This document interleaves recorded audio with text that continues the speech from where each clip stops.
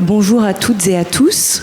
Donc, nous sommes ravis de vous accueillir aujourd'hui à la 14e édition du Festival d'Histoire de l'Art, ayant pour thématique le vrai et le faux, et pour pays invité, l'Autriche. Organisé par l'Institut national d'histoire de l'art et le château de Fontainebleau, le festival vous propose plus de 250 événements, conférences, débats, tables rondes, projections ou encore expositions jusqu'à dimanche. Cet après-midi, nous avons le plaisir d'écouter Jacques Le Rieder pour une conférence intitulée « Les Juifs viennois de la Belle Époque à la Shoah ». Spécialiste des mondes germaniques, il a enseigné à l'université Paris-Est Créteil-Val-de-Marne, à Paris 8 également, et évidemment à l'école pratique des hautes études de 1999 à 2023. Lauréat de nombreux prix traducteurs, il est notamment l'auteur de plus d'une vingtaine d'ouvrages, dont Modernité viennoise et crise de l'identité, La Mitteleuropa, Les Juifs viennois à la Belle Époque 1867-1914 et plus récemment encore Karl Kraus, phare et brûlot de la modernité viennoise. Je vous souhaite à toutes et à tous une excellente conférence et je laisse la parole à Jacques Le Rieder. Merci beaucoup. Merci. Donc, si Vienne, à l'époque de Freud et de Mahler, est une capitale de la modernité, c'est parce qu'elle est la métropole de l'Europe centrale danubienne et que les mutations démographiques du dernier quart du XIXe siècle l'ont transformée en une Jérusalem de l'exil. Entre 1857 et 1910, la population viennoise globale a été multipliée par 4, la population juive de Vienne par 28. En 1857, sur moins de 500 000 habitants, Vienne compte un peu plus de 6 000 juifs, soit 1,3% de la population.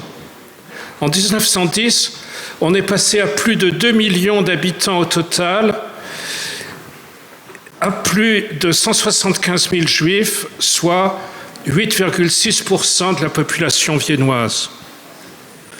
En 1910, des nombres et des pourcentages supérieurs ne sont constatés qu'un peu plus à l'est, à Varsovie, à Budapest, en Galicie, la Pologne bourgeoise, par exemple à Lemberg, l'actuelle Lviv ukrainienne,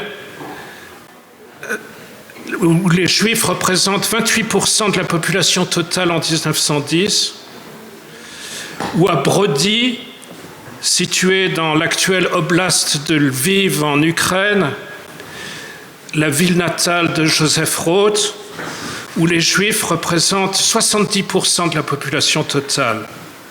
C'est aussi le cas en Bukovine, la province orientale voisine de la Galicie. À Tchernovitch, on compte 29 000 Juifs à l'époque dont je parle, en 1910, soit 33% de la population totale. Et si j'évoque Tchernovitch, c'est évidemment parce que c'est la ville natale de Paul Celan. À Berlin, la ville avec laquelle rivalise Vienne durant tout le 19e et le début du 20e siècle, la croissance démographique du groupe juif est moins spectaculaire durant la même période. On passe de 1871 à 4,4% de juifs dans la population totale, à 1910, 3,7%. Alors c'est étonnant à première vue puisque le nombre des Juifs berlinois augmente. Il passe de 36 000 à 144 000 durant cette période. Mais cela s'explique parce que le groupe juif de Berlin augmente moins vite que la population totale. Comme en Allemagne, comme dans la plupart des sociétés européennes, les Juifs sont à Vienne considérés comme les agents de la modernisation économique et culturelle. Ils le sont à Vienne, sans doute plus encore que dans d'autres régions de culture allemande, dans la mesure où le type humain, façonné par l'éthique protestante que Max Weber considère comme indissociable de l'esprit du capitalisme, est marginal dans le système culturel autrichien, ce qui attise à Vienne le conflit entre le type du juif capitaliste et la tradition anticapitaliste du catholicisme social. Jusqu'à l'entre-deux-guerres, une grande partie des élites sociales et culturelles viennoises est issue de la population juive. Les Juifs sont devenus, en 1900, l'incarnation de tous les aspects de la modernisation sociale et culturelle que les anciennes élites et les classes moyennes considèrent comme menaçants. Libéralisme capitaliste, socialisme, argent et esprit, innovation intellectuelle et artistique. Au cours des événements de 1848, une alliance avait été scellée entre les Juifs et le Parti libéral. Mais le krach boursier de 1873, la stagnation économique dans les années suivantes ont affaibli les libéraux. Ceux-ci ont perdu le soutien d'une grande partie des classes moyennes. Ils apparaissent désormais comme les défenseurs du capitalisme sauvage. À la mairie de Vienne, les libéraux ne conservent le pouvoir que grâce à un système électoral censitaire qui restreint considérablement le corps électoral. Leur déclin commence à la suite de la réforme électorale de 1885 qui augmente le nombre des électeurs. À partir de la fin des années 1880, les libéraux cèdent le terrain aux nouvelles tendances nationalistes et antisémites. Les pangermanistes de Georg von Schönerer et le mouvement chrétien social du populiste Karl Lueger, qui remporte sa première victoire électorale à Vienne en 1895 et dont l'empereur François-Joseph Ier se résigne à ratifier l'élection comme maire de Vienne en avril 1897.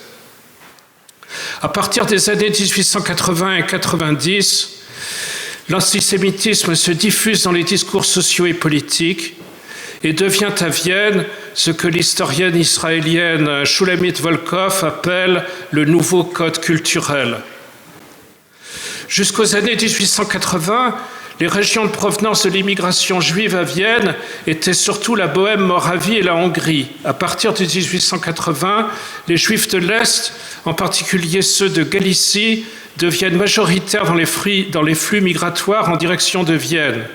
En 1914, les Juifs originaires de Galicie représentent un quart de la population juive viennoise. Beaucoup d'entre eux se distinguent par la langue, ils parlent yiddish, le vêtement, la fidélité à la tradition hassidique. Ces Juifs de l'Est apparaissent comme des étrangers aux Juifs viennois intégrés de longue date. Leur altérité fascine et dérange. À Vienne, certains quartiers passent pour des quartiers juifs. C'est le cas de la Leopoldstadt, correspondant à l'actuel 2e arrondissement, que Joseph Roth, dans Juifs en errance, 1927, appelle un ghetto volontaire où les Juifs représentent plus du tiers de la population. C'est le cas de l'Alzergrund, correspondant à l'actuel 9e arrondissement, le quartier de la Berggasse où habitait Freud, quartier nettement plus bourgeois que la Leopoldstadt, où l'on observe autour de 1900 une forte concentration d'avocats, médecins, universitaires, gens de lettres, journalistes, et les Juifs y représentent 20% de la population. De même, dans le 1er arrondissement, le quartier de la grande bourgeoisie et de l'aristocratie, les Juifs représentent 20% de la population. Le processus d'intégration des Juifs dans la société viennoise passe par les institutions éducatives et universitaires comme moteur de l'ascension sociale. En 1890, on estime que 48% des étudiants de la faculté de médecine de Vienne sont d'origine juive. Durant la décennie 1995, la statistique viennoise des professions libérales révèle que 42% des avocats et des médecins viennois sont juifs. On passera à 63% pour la période 1890-1910. On comprend pourquoi la modernité viennoise de la fin de siècle et du début du XXe siècle est pour une part significative l'œuvre d'artistes, d'auteurs, de scientifiques juifs. Une partie importante du public des théâtres et des concerts, des lecteurs de livres et de journaux durant cette période appartient au même milieu des juifs assimilés à la culture de langue allemande, ouverts aux avant-gardes et aux débats d'idées, ayant souvent suivi un parcours universitaire de haut niveau. Ces statistiques démographiques ne permettent cependant pas d'affirmer que l'augmentation du nombre des juifs viennois aurait été la cause de l'exacerbation de l'antisémitisme. Car l'antisémitisme viennois est bien plus qu'une forme de xénophobie. Il ne vise pas seulement des étrangers, des immigrés et tous ceux qu'on peut appeler des juifs visibles.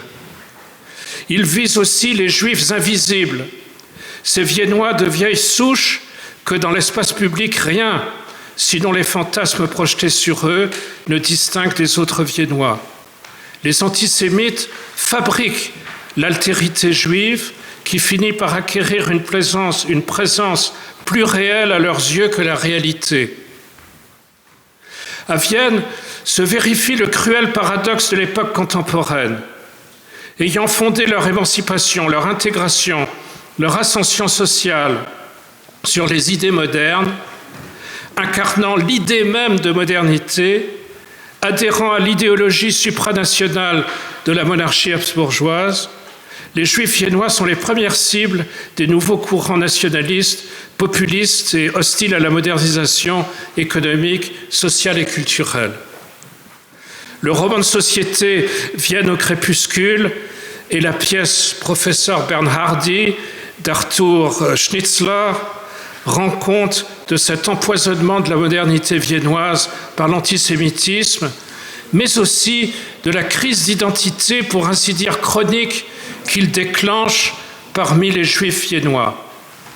Face aux nouveaux conflits sociaux et nationaux, face à la crise culturelle causée par la modernisation, ceux-ci, les Juifs viennois, constatent l'échec de la politique libérale conservatrice qui a dû céder la place aux populistes antisémites menés par Karl Lueger. Cette mutation politique correspond à un conflit de génération parmi les Juifs, entre les pères qui restent attachés à la culture libérale en déclin et les fils qui affrontent les mutations socioculturelles et cherchent de nouvelles voies. Chez Stefan Zweig, dans le premier chapitre du Monde d'hier, il sera question du génie de Vienne qui aurait toujours consisté, écrit-il, je cite, à harmoniser tous les contrastes ethniques et linguistiques et, je cite, à permettre une synthèse de toutes les cultures occidentales. Mais ce tableau nostalgique relève du mythe, construit rétrospectivement par un auteur en exil. Il donne de la société, Joseph Roth donne de la société viennoise une représentation bien moins positive que les mémoires de Stefan Zweig. Il n'y a pas de sort plus dur à Vienne que celui de l'étranger juif de l'Est, écrit Roth dans Juifs en errance, au début de la crypte des Capucins, à la veille de la Première Guerre mondiale, le comte Chojnicki évoque l'état de notre époque, de notre Europe, détraquée par les États nationaux et les nationalismes. Zweig et Roth éprouvaient la même haine du nationalisme qui avait plongé dans le chaos le monde d'hier. Mais pour Roth, l'âme de la vieille Autriche avait déserté la capitale, tandis que pour Zweig, Vienne restait le cœur de l'Europe habsbourgeoise. Une voie souvent choisie par les Juifs viennois des deux générations de Victor Adler, né en 1852, et d'Otto Bauer, né en 1881, fut celle de l'engagement socialiste. Quant aux pionniers viennois du mouvement sioniste, ils réagissaient à ce qu'ils considéraient comme l'échec du programme libéral, de gauche comme de droite, d'assimilation et d'intégration. Ils estimaient que la position des Juifs face à l'affirmation des nationalités ne pouvait se réduire à leur identification à l'identité culturelle allemande, même si celle-ci était interprétée dans le sens d'un cosmopolitisme supranational. Mais le mouvement sioniste se caractérisait par sa grande diversité interne. Le mouvement de désassimilation conduit par Theodor Herzl suit une logique différente de celle, par exemple, de Nathan Birnbaum. Ce dernier, fils d'un père d'origine galicienne et d'une mère descendant de rabbins hongrois, se passionne depuis sa jeunesse pour la culture hébraïque et yiddish. En 1908, il animera le congrès linguistique juif de Tchernovitch. Il se passionne pour le mouvement national juif à l'est de l'Europe. Il critique la maladie assimilationniste, c'est le titre de son pamphlet de 1882. Il est une figure de proue du mouvement sioniste, mais à partir de 1898, il s'oppose à Theodor Herzl et défend désormais la ligne du sionisme culturel.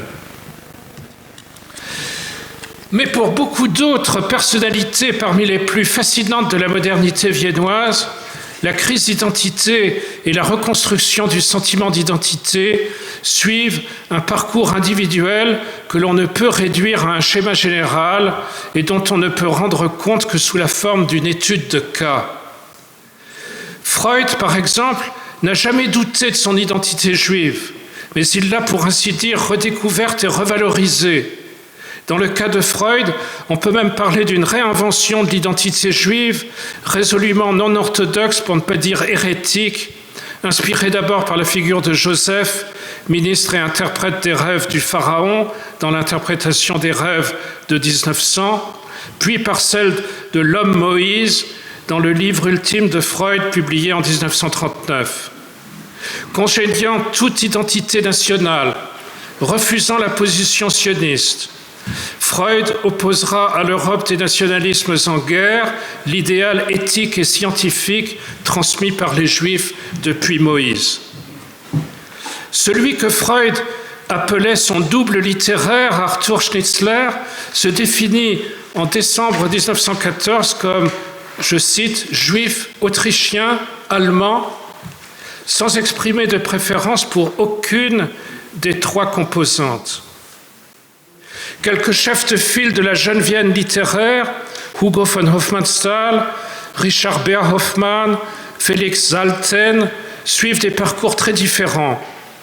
Hofmannsthal a tendance à redouter ce qui, dans sa généalogie, le rattache à l'arrière-grand-père Isaac Löw Hoffmann, installé à Vienne en 1792, anobli par Ferdinand II, avec le titre héréditaire de von Hofmannsthal.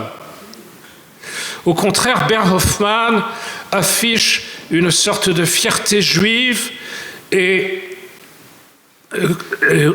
sera un des représentants majeurs de la renaissance culturelle juive. Enfin, Félix Salten se rapproche de Theodor Herzl et sera un militant actif du mouvement sioniste. Quant au brillant anti-journaliste Karl Kraus, féroce adversaire de la presse à grand tirage, il cultive les paradoxes, parfois les plus provocants, à propos de son identité juive. C'est Karl Kraus qui promeut le génie maudit Otto Weininger, auteur de Sexe et caractère, publié en 1903, qui poussa l'autodestruction, jusqu'à l'autodestruction, la haine de soi juive. Stefan Zweig, quant à lui, interprète son identité juive comme une vocation au cosmopolitisme du bon européen. Mahler et Schoenberg incarnent deux voies de la modernité, deux modalités de l'affirmation de l'identité juive dans la tradition musicale allemande. Mahler converti au catholicisme pour pouvoir accéder au poste de directeur musical de l'opéra, multiplie dans ses compositions les échos de la musique populaire, en particulier de la musique juive d'Europe centrale. Schoenberg, d'abord converti au protestantisme en 1898 par admiration pour Bach et la tradition de la musique allemande, revient au judaïsme à partir des années 1920, se reconvertit à la religion juive en 1933 et fait désormais de la tradition et du destin juif un thème central de son œuvre. La culture de la modernité viennoise que nous admirons aujourd'hui et dont les artistes et les intellectuels juifs étaient les promoteurs n'avait, à vrai dire, pas grand-chose de spécifiquement juif, même si l'on peut reconnaître des thèmes juifs au détour des partitions de Mahler, et même si Freud lui-même acceptait de parler d'une tournure d'esprit juive qui lui aurait facilité la mise au point de la méthode psychanalytique. Nombre d'intellectuels viennois, parmi les plus importants, ne considéraient leur judéité que comme un élément tout à fait secondaire. Par exemple, le juriste Hans Kelsen, le psychologue Alfred Adler ou le socialiste Max Adler. Le marchand de tissus et de confection Zygmunt Meyer, un membre militant de l'Union austro-israélite à partir de 1894, écrit dans ses mémoires qu'avant l'affirmation des nouveaux courants antisémites, il n'avait pas conscience d'être juif. Käthe Leichter, sociologue et militante social-démocrate, affirme dans ses mémoires qu'elle ne se préoccupa jamais de son identité juive avant 1938.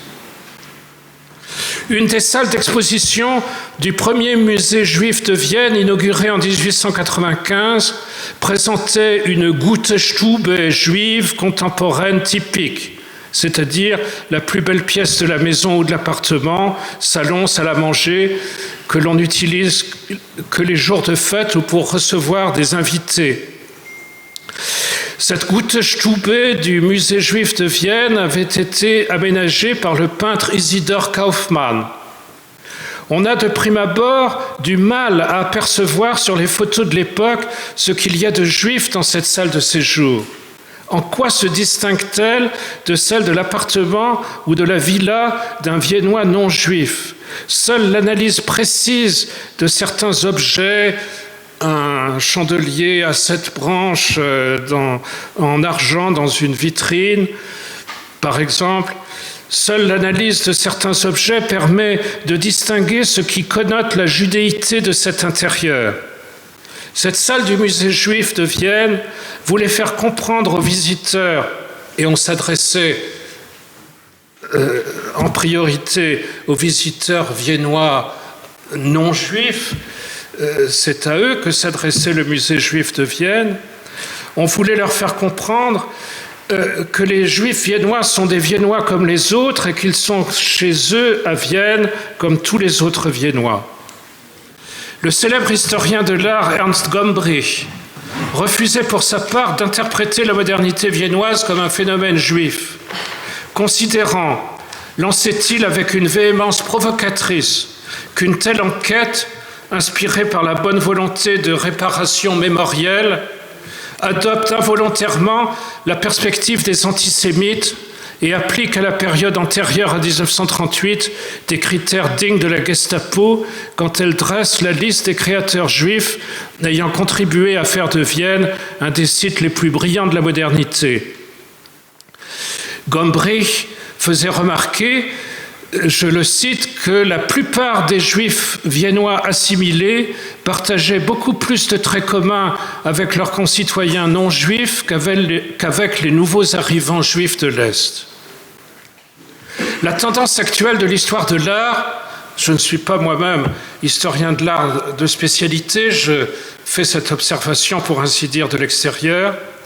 La tendance actuelle de l'histoire de l'art considérerait plutôt à prendre le contre-pied de Gombrich et a insisté sur l'identité juive des artistes, des collectionneurs et des mécènes autrichiens de l'époque ici considérée, de la fin du XIXe siècle à 1934, début du régime austro-fasciste et à l'annexion de l'Autriche en mars 1938.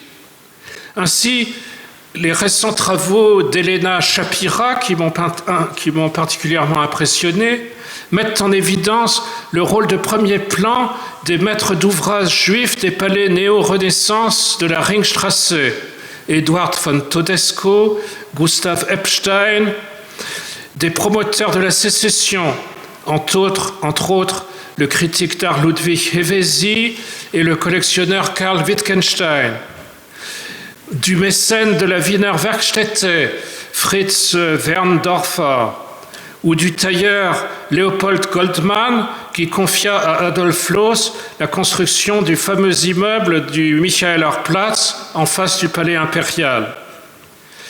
Il s'agit là d'une liste sélective que l'on pourrait aisément allonger en évoquant Nikolaus Dumba, grand collectionneur de manuscrits musicaux de Schubert, qui commanda à Klimt la peinture Schubert au piano pour son salon de musique.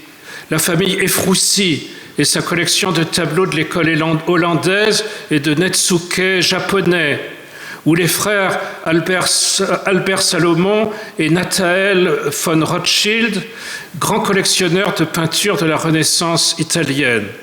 Pour résumer, on peut regrouper les mécènes et les collectionneurs juifs viennois de la Belle Époque en deux groupes. Les uns suivent le modèle des élites traditionnelles viennoises, se font bâtir de somptueux palais dans le centre de la capitale et dans le nouveau quartier de la Ringstraße, passant commande auprès des artistes les plus en vue de leur époque, mais aussi des artistes, je dirais, les moins avant-gardistes. Les autres, au contraire, suppléent les élites traditionnelles qui sont en majorité hostiles à tout ce qui est moderne et apportent leur soutien aux avant-gardes. Dans le domaine de la peinture, l'identité juive apparaît quelquefois comme un élément secondaire du destin et de l'œuvre de l'artiste ou du critique d'art. Ainsi, dans le cas de Tina Blau, reconnue aujourd'hui comme une paysagiste de premier ordre, proche de l'école de Barbizon, convertie au protestantisme en 1883 à l'occasion de son mariage avec le peintre allemand Heinrich Lang, l'identité juive n'a pas eu, semble-t-il, plus d'importance qu'un lointain souvenir de famille, ce qui n'a pas empêché les nazis de retirer ces tableaux de l'exposition permanente au Belvédère. On peut en dire autant de Ludwig Hevesi, le critique d'art viennois le plus connu de l'époque 1900, né à Heves, en Hongrie, sous le nom de Lajos Löwy, qui fut un éloquent promoteur de l'art nouveau de la sécession et de Gustav Klimt. Je cite « 8 Jahre Sezession », 8 ans de sécession, publié en 1906, et Altkunst, Neukunst, art ancien, art nouveau, publié en 1909, qui fut aussi le défenseur de l'idée d'une identité artistique spécifique de l'Autriche, confère son Histoire de l'art autrichien au XIXe siècle, publié en 1902, Geschichte der österreichischen Kunst im 19. Jahrhundert. D'autres artistes, au contraire, mettent en avant dans leur production les représentations de la vie juive contemporaine. Ainsi, Isidor Kaufmann, originaire de Hongrie, dont le tableau « La visite du rabbin » était exposé au premier musée juif de Vienne, inauguré en 1895 et fermé par les nazis en 1938. Ce musée dont j'ai parlé plus haut à propos de la Gutestube. Je mentionnerai aussi un artiste peu connu mais qui mérite l'attention, le dessinateur, graveur et illustrateur et photographe Ephraim Moses Lilien, soutenu par Stefan Zweig, qui écrivit une longue préface à l'album intitulé E.M. Lilien sein Werk, publié en 1903.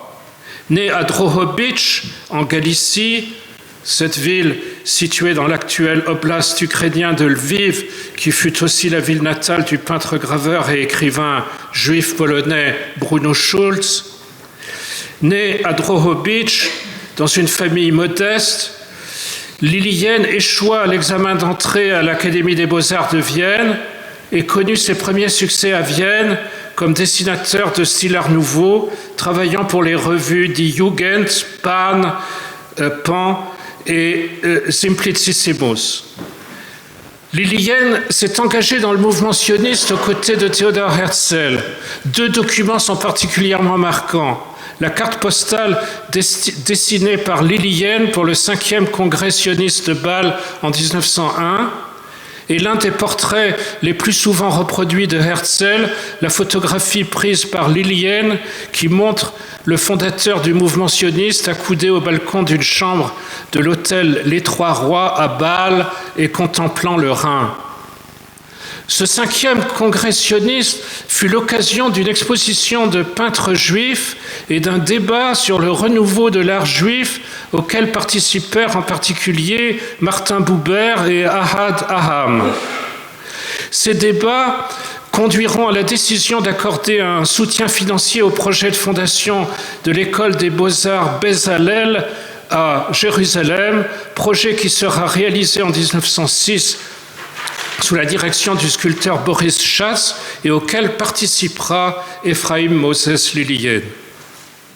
Je terminerai cette évocation d'artistes juifs en mentionnant l'importance de Max Oppenheimer, 1885-1954, dans l'histoire de la peinture expressionniste, longtemps sous-estimée à cause des accusations de plagiat, sans doute exagérées, peut-être même purement polémiques et inamicales, lancées contre lui par Kokoschka en 1911. Oppenheimer a dû s'exiler en 1938, en Suisse d'abord, puis à New York en 1939. Beaucoup d'œuvres d'Oppenheimer, considérées par les nazis comme art dégénéré, ont été retirées des musées et détruites. Une des peintures les plus célèbres, Gustav Mahler dirigeant l'Orchestre philharmonique de Vienne, est une œuvre monumentale de 3 mètres sur 4 mètres 65, ébauchée en 1926, achevée à New York. C'est un hommage émouvant à la belle époque viennoise. L'épreuve de la Première Guerre mondiale aura marqué profondément le destin des Juifs viennois. Loyaux envers l'empereur François-Joseph et la monarchie, ils ont affiché leur patriotisme. Mais bientôt, la désillusion viendra. Arnold Schoenberg écrit au rabbin Stephen Wise, au rabbin américain Stephen Wise, le 12 mai 1934. Je fus conduit à ressentir intimement le fait que la guerre n'était pas seulement conduite contre l'ennemi extérieur, mais aussi contre l'ennemi intérieur, c'est-à-dire, outre les libéraux et les socialistes, contre les Juifs. Il faut noter qu'il n'y eut cependant pas dans l'armée austro-hongroise de recensement des Juifs en 1916 sur le modèle de la Judenzählung décidée en octobre 1916 par le commandement militaire allemand. Globalement, en raison de l'afflux des réfugiés de l'Est de l'Europe, la population juive de Vienne augmente sensiblement entre 1914 et 1923. Et cette augmentation du nombre des Juifs viennois, due essentiellement à l'afflux de Juifs de l'Est, donne à la culture yiddish, qui n'avait pas été présente à Vienne avant 1914 de manière significative, une importance nouvelle. Plusieurs journaux et revues yiddish, plusieurs associations culturelles yiddish prennent pied à Vienne durant les années de l'après-guerre. Les mouvements de jeunesse nationalistes juifs se renforcent. Vienne est désormais la capitale surdimensionnée d'un pays de 83 000 km² et de quelques 6 500 000 habitants. La grande inflation atteint son sommet en 1921-22 et elle apporte de l'eau au moulin des antisémites qui s'en prennent aux nouveaux riches accusés d'être tous des juifs. La métropole viennoise est en voie de provincialisation dans la plupart des domaines de la vie universitaire, intellectuelle, littéraire, artistique. L'histoire culturelle de Vienne entre 1918 et 1938 est marquée par le déclin. La mairie de Vienne, dirigée jusqu'à 1934 par les sociodémocrates, sera aussi une des cibles des antisémites qui dénonceront l'influence juive qu'ils voient à l'œuvre dans Vienne-la-Rouge. Une de leurs cibles principales sera le conseiller municipal chargé des affaires financières, Hugo Breitner,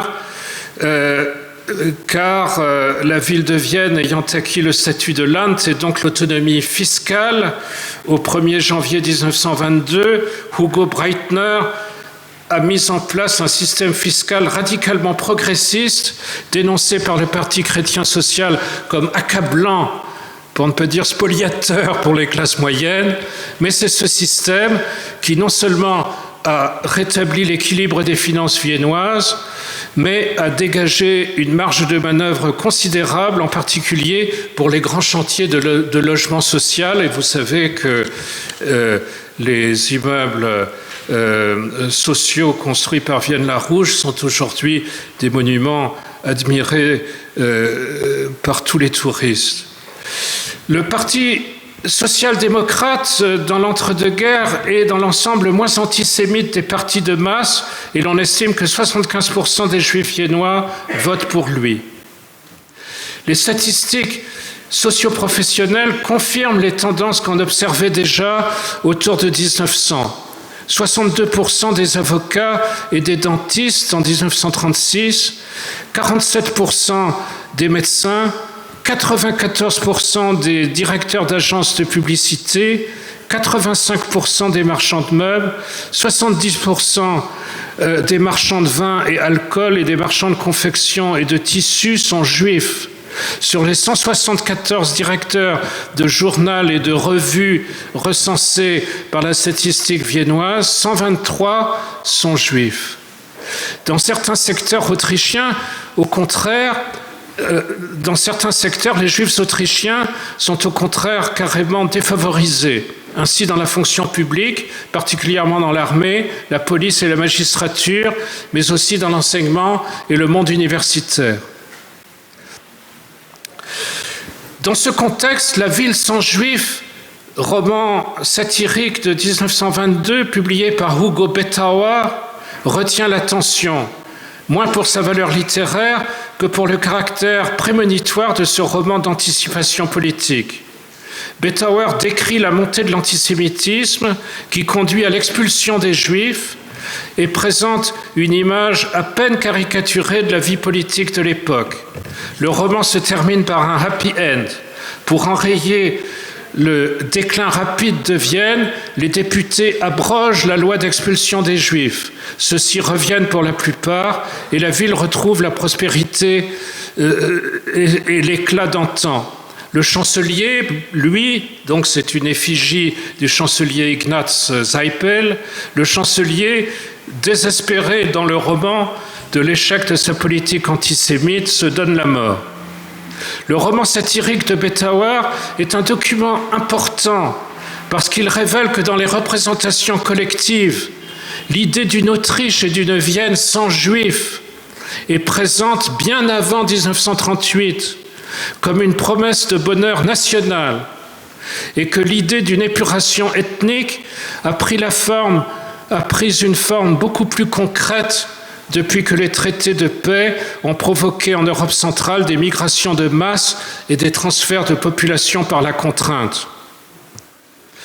La politique culturelle moderniste dans Vienne-la-Rouge, conduite par les sociodémocrates, suscite donc l'exacerbation de l'antisémitisme des nationalistes et des chrétiens sociaux. tandis qu'au contraire, la vie juive de Vienne semble appartenir à une autre planète de plus en plus étrangère. Ainsi, en août 1925, 21 ans après la mort de Herzl, le 14e congrès sioniste international se réunit à Vienne, mais sous haute protection policière. Le maire social-démocrate de la capitale, Karl Seitz, officiellement antisémite, décline l'invitation à la cérémonie d'ouverture du congrès et déclare, c'est un faux fuyant, qu'il ne saurait participer officiellement à un événement confessionnel, je cite. Mais Vienne est aussi à la même époque pour Elias Canetti le lieu de ce qu'il appelle dans ses mémoires la découverte de l'homme bon. Il rencontre Abraham Zonnet, originaire de Galicie, qui dirige l'Institut pédagogique hébraïque fondé par le grand rabbin viennois Kayes, un établissement destiné à la préparation des Juifs viennois au départ pour la Palestine. Publié sous le nom d'auteur d'Avraham ben Yitzhak, les poèmes d'Abraham Zonnet auront une importance majeure dans l'histoire de la littérature néo-hébraïque. Elias Canetti a érigé un des monuments les plus remarquables à la mémoire d'Abraham Zonnet dans Jeux de regard 1931-1937, le 3e volume de son autobiographie. Grâce à Zonnet, écrit Canetti, cet auteur a redécouvert sa propre identité juive. J'arrive à ma conclusion qui sera sombre. Au moment de l'annexion de l'Autriche par le Troisième Reich en 1938, on compte, je suis exact car les chiffres sont éloquents, et là, hélas, 169 978 Viennois de confession juive. Si l'on ajoute à ce chiffre les Juifs selon la définition raciale que les décrets d'application des lois de Nuremberg de 1935 ont codifié, le nombre des Viennois menacés en tant que Juifs s'élève en octobre 1938 à quelque 182 000. On estime à 126 445 le nombre des Juifs viennois ayant pu émigrer entre l'été 1938 et décembre 1939. Le nombre des Juifs viennois déportés entre 1939 et 1945 atteint 48 819. 2142 seulement ont survécu. En mars 1945, il reste à Vienne moins de 5700 Juifs. Le cauchemar que Betauer avait imaginé dans son roman « La ville-chance juive » s'est réalisé. On comprend que Vienne, à la Belle Époque, soit devenue un lieu de mémoire européen singulièrement ambivalent.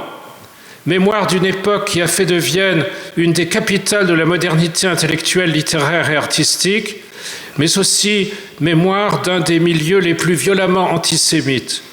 À partir de 1938, le monde d'hier évoqué par Stefan Zweig a été détruit. C'est l'histoire de la Shoah qui constitue désormais le contexte mémoriel de la modernité viennoise.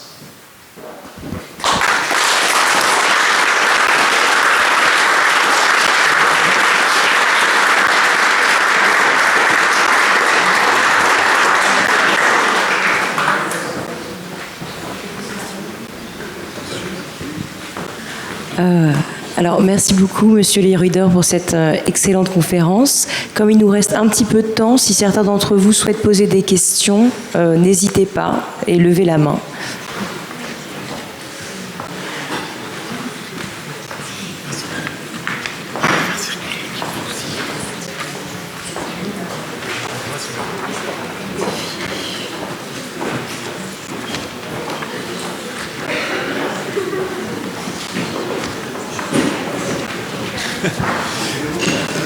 Vous m'entendez ? Merci beaucoup pour cette passionnante conférence, professeur. Une petite question par rapport aux professions. Vous disiez que les Juifs étaient peu représentés à l'université, tout en ayant dit un peu plus tôt qu'ils étaient nombreux parmi les intellectuels. Est-ce que ça veut dire qu'ils étaient plutôt artistes que chercheurs et scientifiques ? Enfin, pourquoi être sous-représentés à l'université? Quand j'ai dit sous-représentés à l'université, je voulais dire dans le corps professoral. Donc les étudiants juifs restent très nombreux, trop nombreux aux yeux des antisémites. En revanche, les recrutements, surtout pour l'accès aux chaires professorales, sont de plus en plus difficiles pour les juifs. Et pour avoir une idée plus précise du climat qui règne dans le milieu universitaire viennois, dans l'entre-deux-guerres, on peut relire les mémoires de Karl Popper, qui explique que son départ pour la Nouvelle-Zélande n'a pas seulement été une fuite hors d'Égypte, mais que ce départ pour la Nouvelle-Zélande a été aussi motivé par le fait que pour lui, il n'y avait aucune perspective de carrière dans les établissements universitaires autrichiens de l'époque.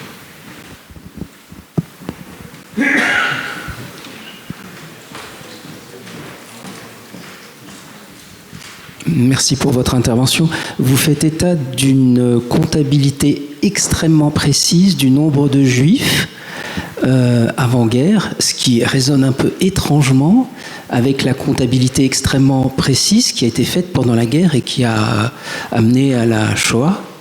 Comment ce processus de comptabilité s'est-il opéré très concrètement ?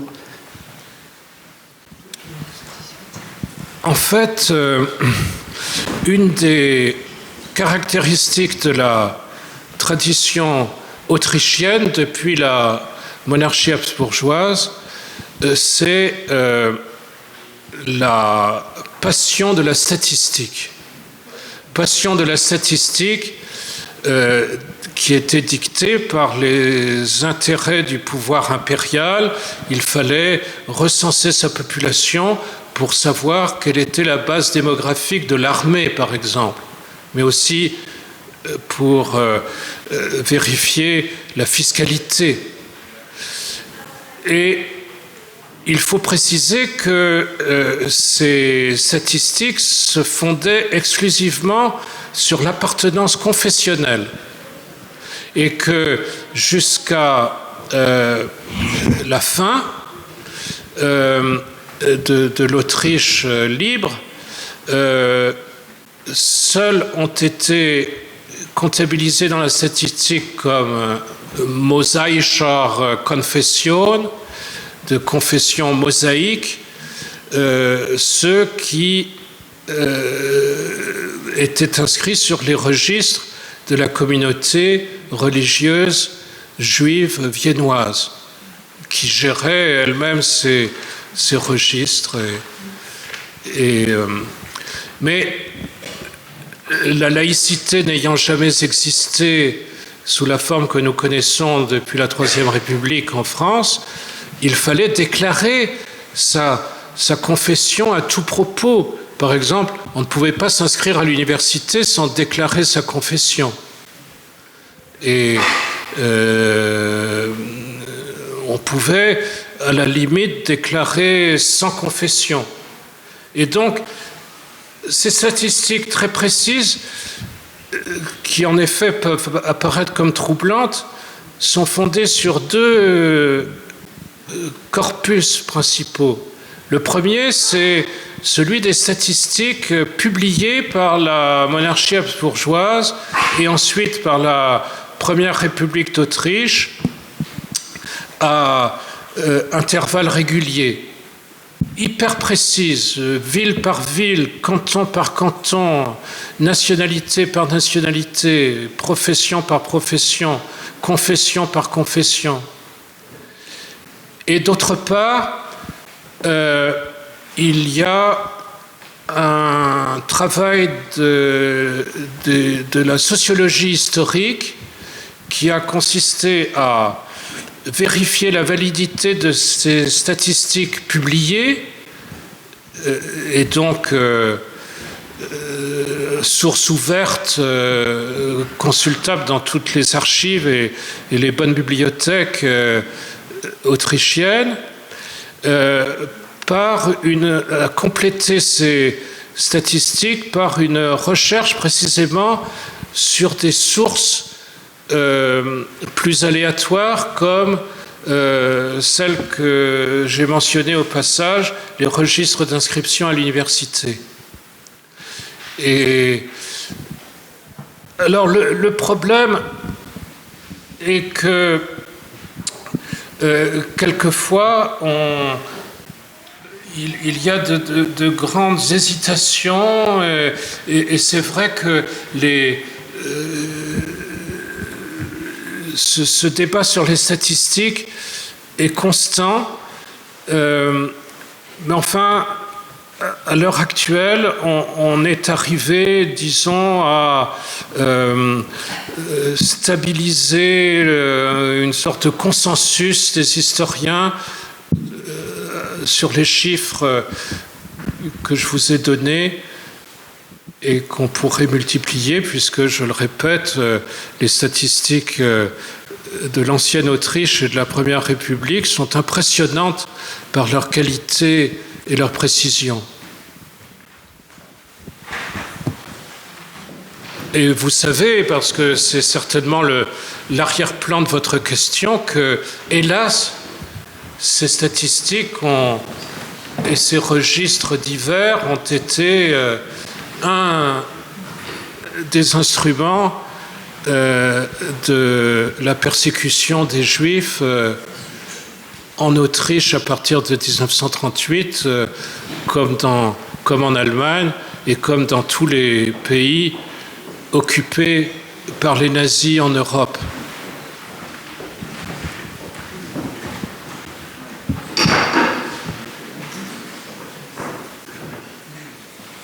Actuellement, ces statistiques se poursuivent ou pas, l'esprit statistique en Autriche ?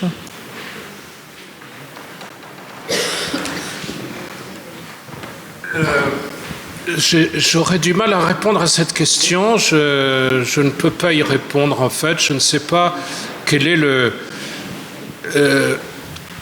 la situation actuelle, mais du fait qu'il n'y a pas ce corpus de règles strictes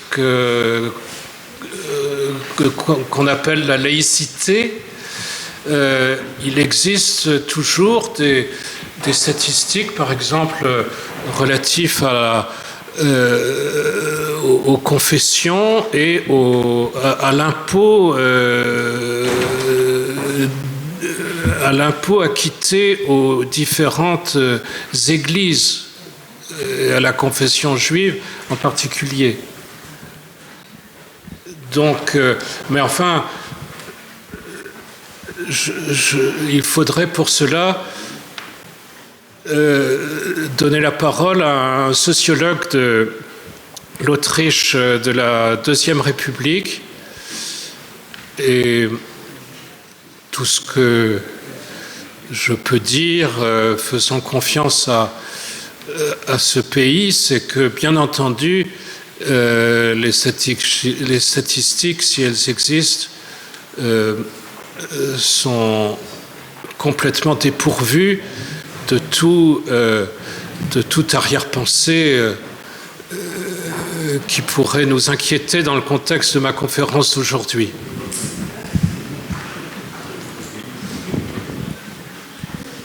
Eh bien, s'il n'y a pas d'autres questions, je me permets à nouveau de remercier Monsieur le Reader pour cette conférence